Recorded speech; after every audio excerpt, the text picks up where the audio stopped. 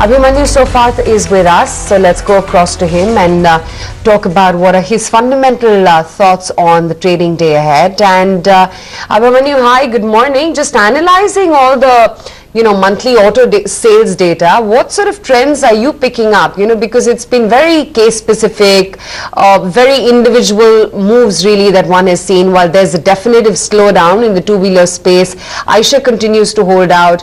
Maruti has ebbed off a bit. What is your take on how the next month is going to pan out to be for autos as a pack? Yeah, thank you. So absolutely, you hit the right nail on the head.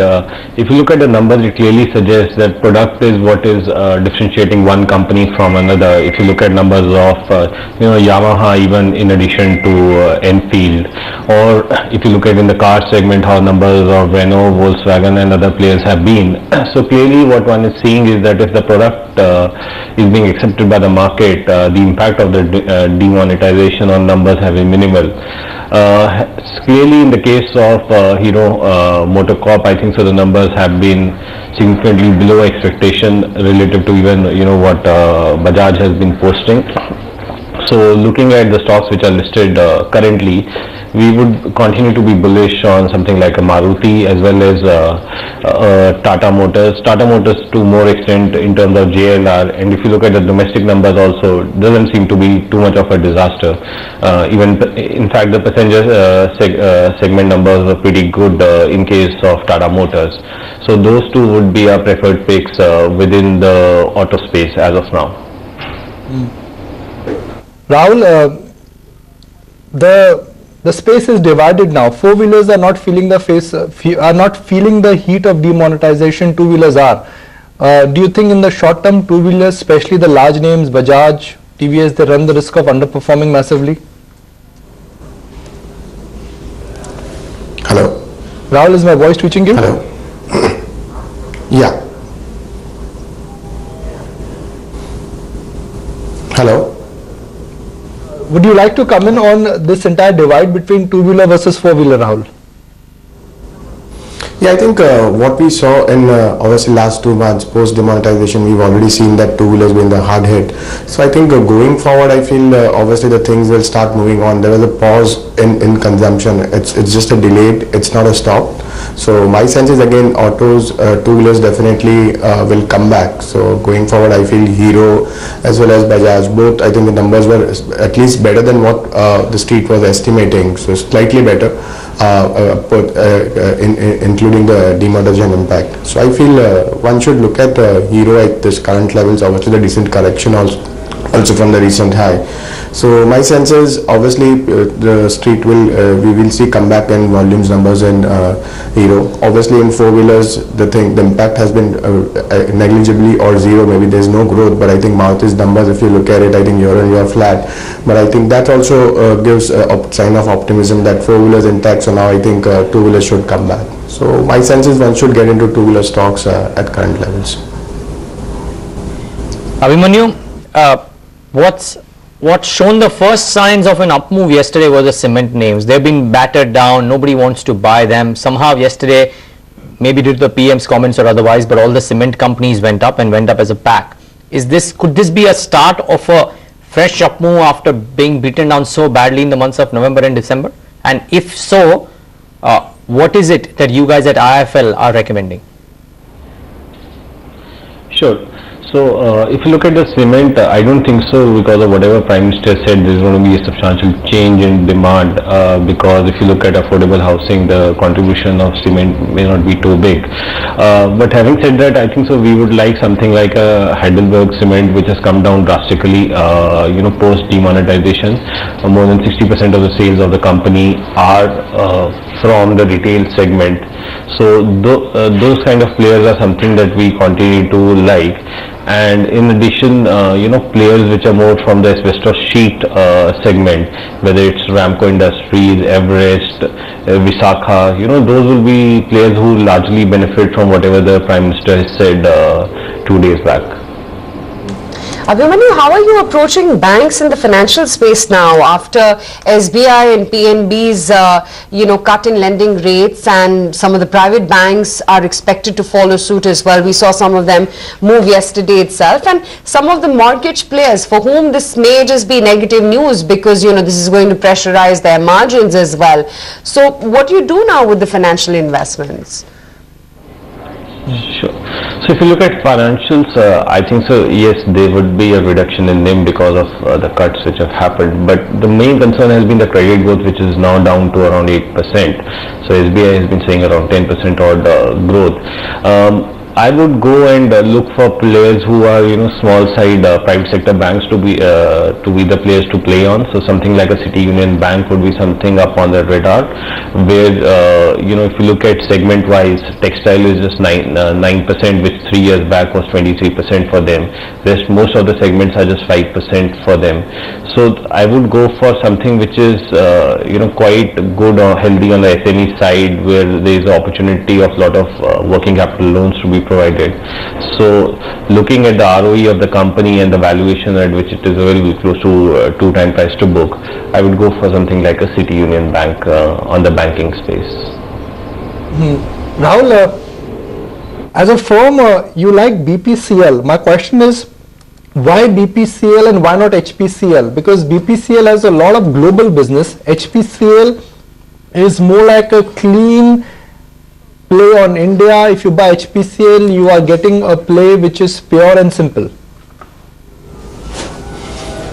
I think I like all of them. In fact, entire OMC pack as a whole, I like the term being simple, that the valuations are very comfortable, where be it BPCL, HPCL, IOC, all of them. So the sense is that we've seen the markets correcting, and those stocks have just corrected 7-8%. So I think there's a pause in the investments from the investors, but I think where there is a value and where people see the visibility, I think those stocks have not corrected. So I think this sector falls into that space, so that people can see visibility and availability at cheap valuations. So I think this pause is just a temporary, and once we see the starts quarterly numbers and again sync with it, so we'll see entire sector.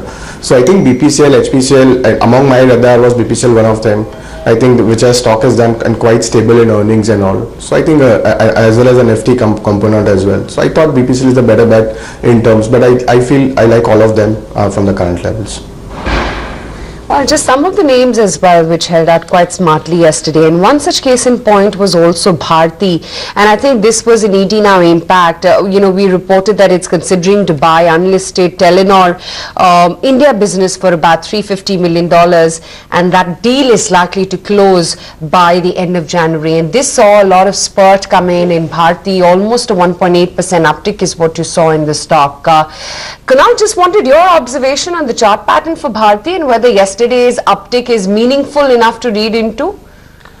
Not really, but I think these multiple attempts of the stock making supports at 280 and 300 zone, I think from 2012. I think if you try and join the key support zones for Bharti, which starts I think from 275 to 80 odd zones, I think it's been making a series of multiple attempts towards these support points, and I think the stock has taken a significant bounce post touching those support bands. Just from a current perspective, from a very short term perspective, the stock is trading below its longer term averages as well as the medium term moving averages, which is why probably it makes a bit of a difficult case that from a short term perspective the stock can see a substantial upside. But yes, I think from a longer term perspective, the fact that the stock is taking multiple supports at that key 275 to 80 zone, I think could probably warrant some sort of a longer term positional buy. But from a short term trading perspective, I would probably hold on to it.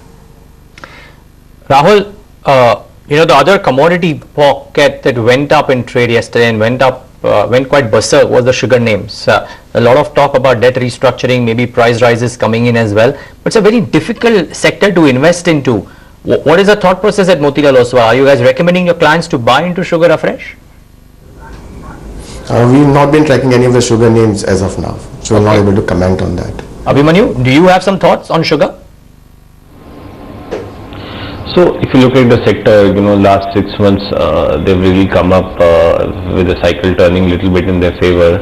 I would always prefer for going for something like a Balrampur Chini. I think so. There's some announcement on buyback, if I'm not wrong, also. So if you look at the sector, you have an issue with Renuka because of the overseas business. The other companies are, in terms of debt, also look quite high. So I would always prefer to go for something like a Balrampur Chini, within the space. Rahul, you also like Bharat Financials or Oswal SKS. The challenge with microfinance companies is that we don't know what's coming next. Microfinance companies are already indicating that their total collections, which were at 99.9%, has dropped to 94 or 95%. And also in terms of new lending, there seems to be a big slowdown. Does it make sense to buy a company where we know that the terrain is not clear? I think what you said is right, and maybe the collection has come down to 92% in the recent what the management had commented on Bharat Inclusion. But I feel the sector which is growing at 30% and the stock which is growing at 25%, and this is just a temporary impact of what we saw post demonetization. So it could be a quarter or so which can be impacted. I think things will start back to the business. So I feel that's why we have been getting these stocks 30-35% cheaper than what which were available a couple of months back. And if you look at the sector leaders for the entire markets which rallied a couple of months back, was I think NBFCs. So I think the sectors from where the stocks which outperform was the microfinance companies. So we need to get into the stocks with the management which is tried and tested for a couple of years, and the sector which is growing. And I think I don't see any other sectors which growing at such high levels and which continue to do well.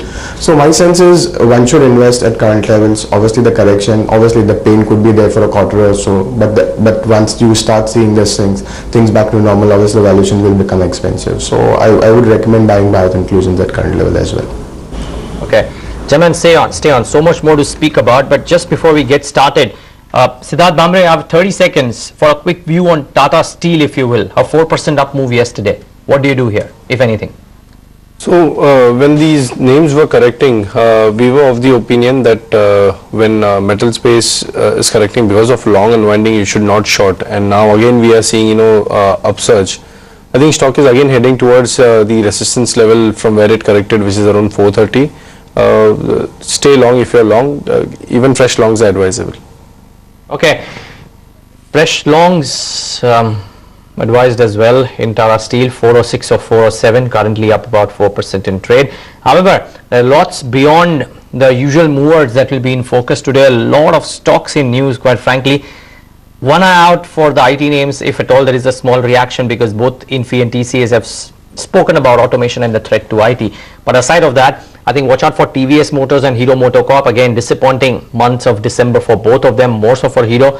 Let's see if there is a reaction there. Remember, Bajaj Auto fell quite strongly yesterday after that big disappointment. Titan has come out with talking about how company has one of the best festive seasons in the last few years. While Q3 was a mixed bag for the company, Tanishq and watches did well, so it'll be interesting to see if Titan reacts a bit today or no. And then of course a bunch of other names, including Dhanuka Agritech, which has gotten that shareholder nod for the buyback.